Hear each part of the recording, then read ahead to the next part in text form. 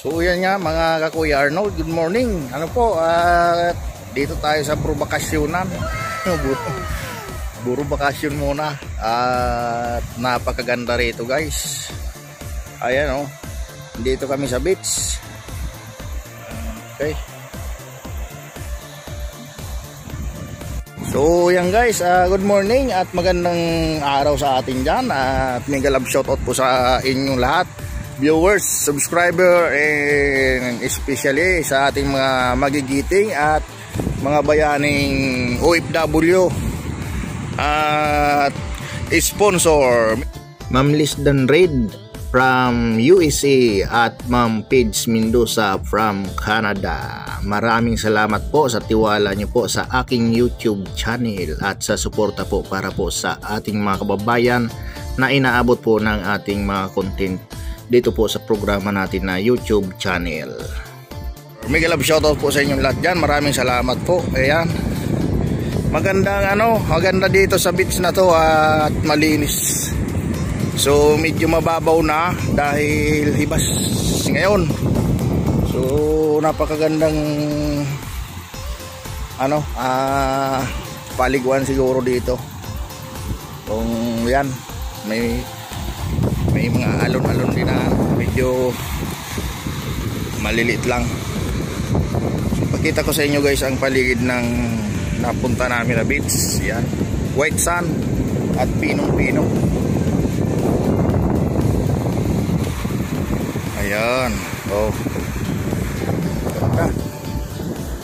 Gandang tanawin, ganda ng hangin na kung saan ay nandito kami sa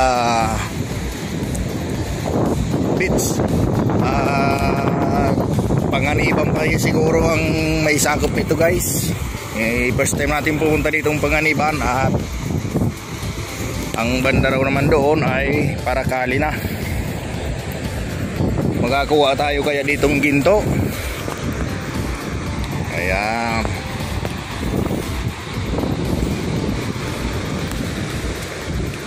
Hindi guys, hindi nalubog yung pako. Matigas yung buhangin at solid na hindi talalaw lubog. Yan, dito tayo sa dagat.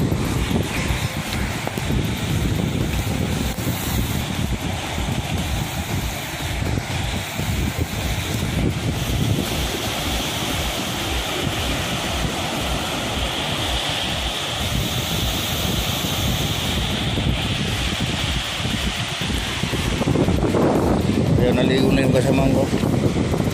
At haba rin ang dito.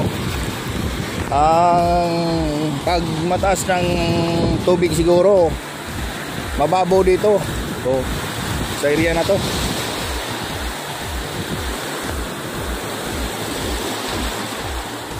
Yun. So yan guys, at magandang tanawin